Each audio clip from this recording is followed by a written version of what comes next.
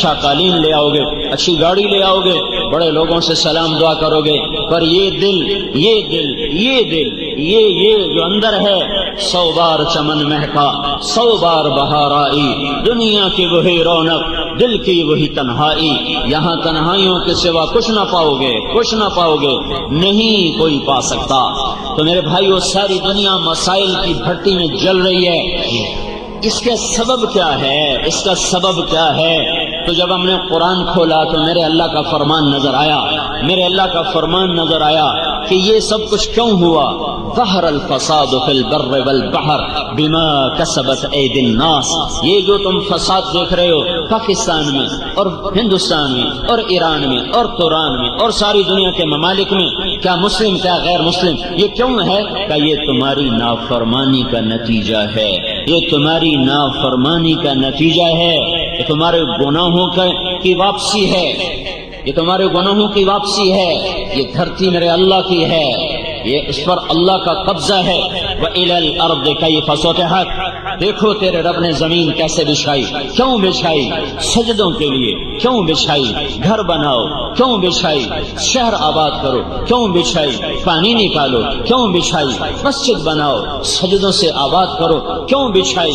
اپنی ضرورتیں پوری کرو، کیوں بچھائی؟ اس لیے نہیں کہ یہاں رقص گاہیں تعمیر ہوں، اس لیے نہیں کہ یہاں گھنگرو چھنکے، اس لیے نہیں کہ یہاں جام چھلکے، اس لیے نہیں کہ یہاں آوارہ بدن تھرکتے نظر آئیں، اس لیے نہیں کہ یہاں خون بہے، اس لیے نہیں کہ یہاں محفل موسیقی قائم ہو، اس لیے نہیں کہ یہاں بازاروں کے بازار سود پہ چلے جائیں، جوئے پہ چلے جائیں، سٹے پہ چلے جائیں، جھوٹ پہ چلے جائیں، خیانت پر چلے جائیں۔ یہ دھرتی اس لیے نہیں تھی کہ یہاں زنا ہو، یہاں شراب ہو، یہاں جوا ہو، یہاں جھوٹ ہو، یہاں قتل و غارت ہو، یہاں ناچ گانے کی محفلیں ہوں۔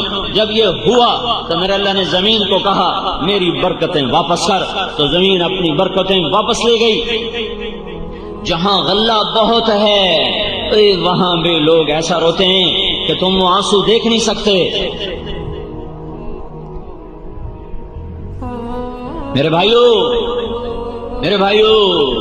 مسائل اس لیے نہیں پیدا ہوتے کہ وسائل کم ہو گئے، جہاں وسائل بھرپور ہیں ایک سفر کر کے آؤ، ان کے ویران چہرے دیکھو، ان کے اداس چہرے دیکھو، ان کی تھکی ہوئی زندگیاں دیکھو، تو تمہیں اندازہ ہوگا کہ مسئلہ پیسے کی کمی کا نہیں ہے، مسئلہ اور ہے۔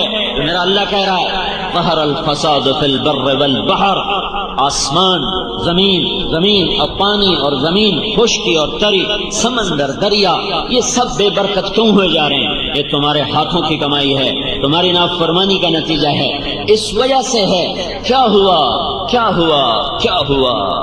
ضرب اللہ مثلا قریة كانت آمنة مطمئنة يأتيها رزقها رغدا من كل مكان۔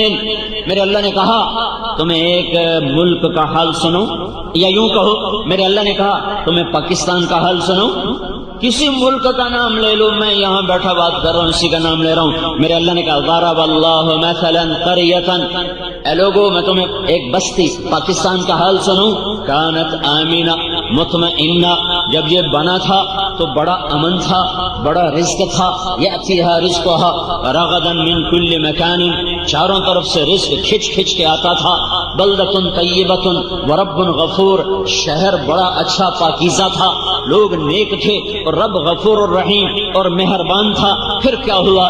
جب وسائل بڑھے اور دولت آنا شروع ہوئی تو میرے سامنے سر جھکانے کی بجائے کہ میں نے انہیں ایک خطہ دیا، جاؤ راج کرو، جاؤ حکمرانی کرو اور یہاں میرے نام کو زندہ کرو، تو انہوں نے کیا کیا؟ فَكَفَرَتْ بِأَنْعُمِ اللَّهِ، انہوں نے مجھے ہی للکارنا شروع کر دیا اور میرے ہی خلاف ہو گئے اور مجھے ہی آنکھیں دکھانے لگے۔ انہوں نے کیا کیا؟ چاروں طرف سود کے بڑے نظام چلا دیے، ناچ گانے کو عام کر دیا، سکرین پر عورت کو ننگا نچا دیا، ساری رات پاکستان کا نوجوان ننگے بدن ناچتے دیکھتا رہا، مائیں بے عزت ہو گئیں، باپ نظروں سے گر گئے، بازار سے دیانت روٹھ گئی، خیانت کا راج ہو گیا، اور سرکاری محکموں کے ملازمین وہ خونخوار درندے اور بھیڑیے بن گئے، اور قاضیوں نے اپنا قلم بیچ دیا، ملک میں عدالت کو بیچ دیا گیا، انصاف کو بیچ دیا گیا، اور حکومت والے حکومت میں آ کر متکبر ہو گئے، بدماش ہو گئے، زانی شرابی جواری بن گئے۔ تو پھر میں نے کیا کیا؟ فَأَذَاقَهَا اللَّهُ لِبَاسَ الْجُوعِ وَالْخَوْفِ بِمَا كَانُوا يَصْنَعُونَ، تو میں نے انہیں بھوک کا لباس پہنا دیا، میں نے انہیں خوف کا لباس پہنا دیا۔ کس وجہ سے؟ ان کی نافرمانی کی وجہ سے۔ کس وجہ سے؟ ان کی نافرمانی کی وجہ سے۔